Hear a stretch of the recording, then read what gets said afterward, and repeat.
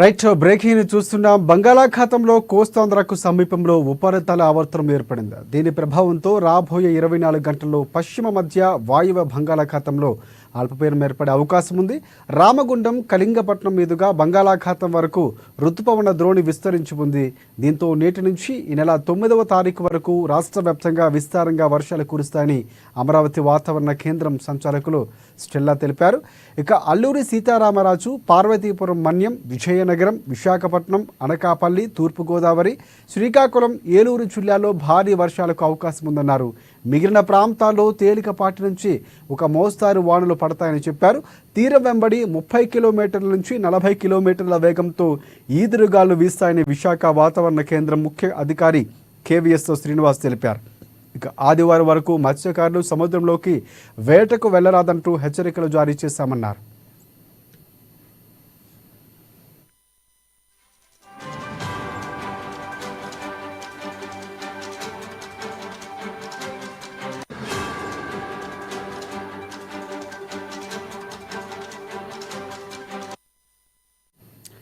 ఇక వరదతో బురదమయమైన విజయవాడలో క్లీనింగ్ ప్రారంభమైంది. వరద తగ్గిన ప్రాంతాల్లో బురదమయమైన ఇళ్లను ఫైర్ ఇంజిన్ల ద్వారా సిబ్బంది శుభ్రం చేస్తున్నారు. రాష్ట్ర వ్యాప్తంగా వందల సంఖ్యలోని ఫైర్ ఇంజిన్లు బెజవాడకు చేరుకొని ఇల్లు, షాపులు, రోడ్లను శుభ్రం చేసే కార్యక్రమాన్ని మొదలుపెట్టాయి. అటు వరద ఆనవాళ్లను కడిగి పరిశుభ్రం చేయడానికి నీరు సరఫరా చేసేలా యుద్ధ ట్యాంకర్ల మాదిరిగా నీటి ట్యాంకర్లు బార్లు తీరాయి. ఇక పూర్తి అప్డేట్స్ అందించేందుకు మా ఇన్పుట్ ఎడిటర్ శ్రీనివాస్ మనకి ఫోన్ లైన్లో సిద్ధంగా ఉన్నారు. శ్రీనివాస్, చెప్పండి, పూర్తిగా వరద ప్రభావం ఇంకా ఉన్నటువంటి పరిస్థితి కనిపిస్తుంది. అటువైపు ఉత్తరాంధ్రకు సంబంధించి పూర్తి స్థాయిలో, ఇటువైపు విజయవాడలో జరుగుతున్నటువంటి సహాయక చర్యలు ఎలా కొనసాగుతున్నాయి? పూర్తి అప్డేట్స్ ఏంటి?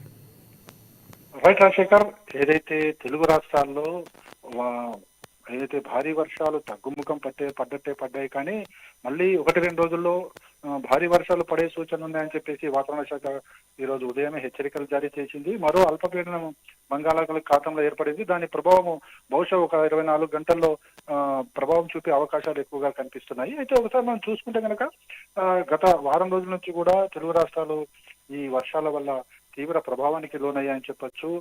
ముఖ్యంగా ఇప్పుడు తెలంగాణ విషయానికి వస్తే కనుక తెలంగాణలో ఇప్పటివరకు పడ్డ వర్షాలు ఏవైతున్నాయో అవి సాధారణం కంటే చాలా ఎక్కువగా పడ్డాయని చెప్పేసి కూడా వాతావరణ శాఖ కొద్దిసేపటి క్రితం తమ వివరాలను వెల్లడించడం జరిగింది.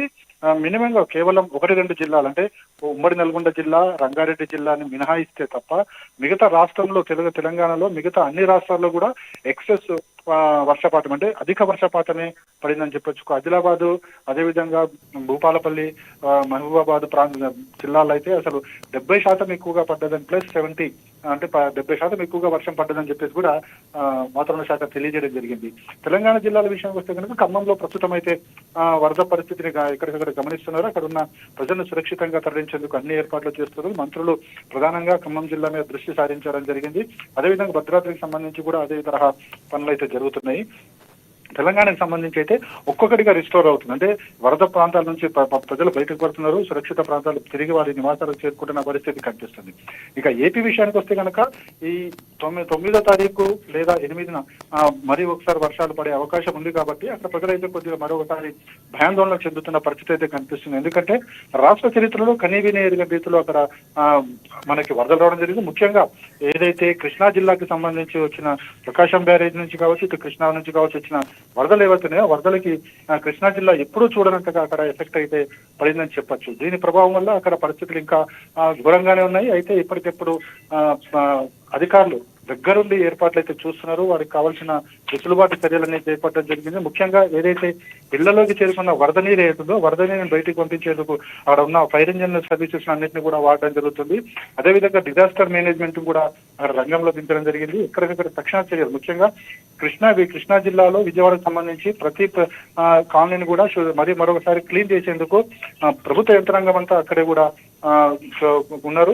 మొత్తంగా 1-2 రోజులు క్లియర్ చేయాలని చెప్పేసి కూడా ముఖ్యమంత్రి కార్యాలయం నుంచి ఆదేశాలు రావడంతోనే హుటాహుటిన అక్కడ పనులు అయితే జరుగుతున్నాయని చెప్పొచ్చు. అయితే ఒకవేళ కనుక మరొకసారి వర్షాలు పడితే కనుక పరిస్థితి మరి ఎప్పటికప్పుడు బేరీజు వేసుకుంటూనే అన్ని చర్యలు తీసుకోవాలని చెప్పేసి కూడా ఆదేశాలు జారీ చేయడం జరిగింది. ఒక కృష్ణా జిల్లా తప్పించి మిగతా ఆంధ్రప్రదేశ్ సంబంధించి మిగతా జిల్లాల్లో భారీ వర్షాలు కురిసే అవకాశం ఉంది.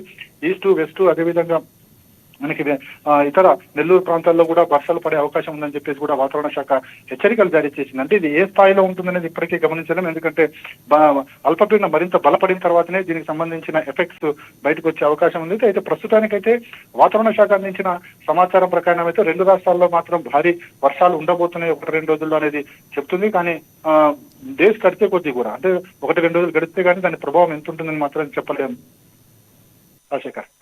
ఎస్ శ్రీనివాస్, ఒకటి ప్రధానంగా అంటే ఈసారి మీరు అన్నట్లు అల్లకల్లోలం సృష్టించింది. ఎప్పుడు ఊహించని స్థాయిలో అంత రికార్డు స్థాయిలో వర్షాలు నమోదైనటువంటి పరిస్థితి. సో భవిష్యత్తుకు సంబంధించి అంటే ముందస్తు చర్యలు చాలా వరకు కొరబడ్డాయి, ప్రివెన్షన్ అనేది చాలా వరకు లేదు అనేది మనకి స్పష్టంగా అర్థమవుతుంది. అంటే విపత్తు శాఖకు సంబంధించి అలాగే వాతావరణ శాఖకు సంబంధించి సమన్వయం ఈసారి పూర్తిగా కొంతవరకు కొరవడింది. సో భవిష్యత్తులో ఇవన్నీ కూడా మనకి పాటలే అనుకోవచ్చు, ఎందుకంటే ఇంకా వర్షాలు ఉండే అవకాశం కూడా కనిపిస్తుంది. సో ఎలాంటి చర్యలు తీసుకునే అవకాశం ఉంది అండ్ ఇది మనకి ఒక పాఠం అనుకోవచ్చా?